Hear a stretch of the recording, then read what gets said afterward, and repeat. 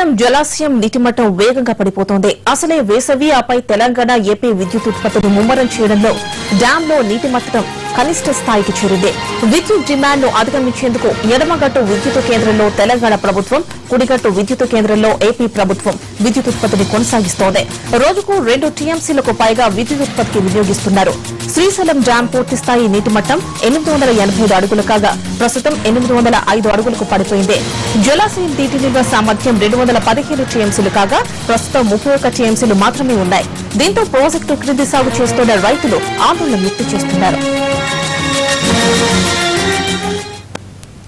Srisailam dam నీటి నిల్వపై మరిన్ని వివరాలు మా ప్రతినిధి చంద్రశేఖర్ అందిస్తారు. చంద్రశేఖర్, డ్యాం లో నీటి మట్టం తాజా పరిస్థితి ఏంటి? Good evening Yamini. Srisailam dam లో ఎడమ, కుడి విద్యుత్ కేంద్రాలలో విద్యుత్ ఉత్పత్తి తెలంగాణ, ఏపీ ప్రభుత్వాలు దాదాపు పోటాపోటీగా ఉత్పత్తి చేస్తున్నాయని చెప్పవచ్చు. ఏపీ ప్రభుత్వం కుడివైపు విద్యుత్ కేంద్రంలో దాదాపు 4 నెలల క్రితం విద్యుత్ ఉత్పత్తిని నిలిపివేసింది. అందుకు కారణం పోతిరెడ్డిపాడు హెడ్ రెగ్యులేటర్ ద్వారా KC canal, SRBC, Telugu Ganga ఆయకట్టుకు నీరు ఇవ్వాలనే ఉద్దేశంతో విద్యుత్ ఉత్పత్తిని నిలిపివేశారు. అయితే ఎడమగట్టు విద్యుత్ కేంద్రంలో తెలంగాణ ప్రభుత్వం నిరంతరాయంగా విద్యుత్ ఉత్పత్తి కొనసాగిస్తుంది. ఒకవైపు ఏపీ ప్రభుత్వం అభ్యంతరం చెబుతున్నప్పటికీ తమ అవసరాలకు అనుగుణంగా నీటిని వాడుకుంటున్నామని విద్యుత్ ఉత్పత్తి ద్వారా నీటిని వినియోగించారు.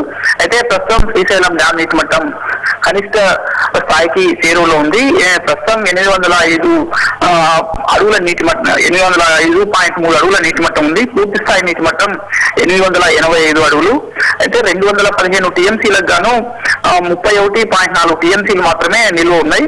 అయితే విద్యుత్ ఉత్పత్తి 796 అడుగుల వరకు ఉత్పత్తి చేసే అవకాశం ఉంటుంది. అంటే ఇప్పటికీ కేవలం 27 టీఎంసీలు నీరు నిల్వ ఉన్నంత వరకు విద్యుత్ ఉత్పత్తిని చేయవచ్చు.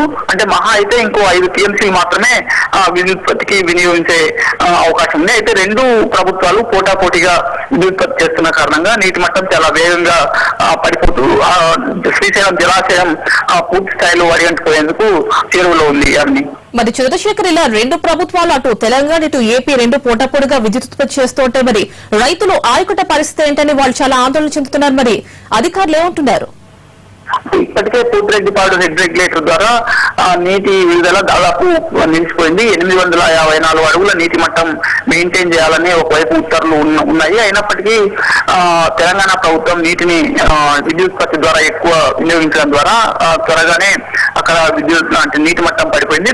దీని కారణంగా పోతిరెడ్డిపాడు హెడ్ రెగ్యులేటర్ నుంచి నీటిని నిలుపుదల చేశారు. అదే పరిస్థితి తాగునీటి సమస్య కూడా తలెత్తే అవకాశం ఉంది. శ్రీశైలం డ్యాం పై ఆధారపడి నీటి పథకాలు కూడా ఉన్నాయి. ఈ నీటి మట్టం పూర్తి స్థాయిలో త్వరగా పడిపోతే తాగునీటి సమస్య తలెత్తుందని స్థానికులు ఆందోళన వ్యక్తం చేస్తున్నారు. రైట్ చంద్రశేఖర్.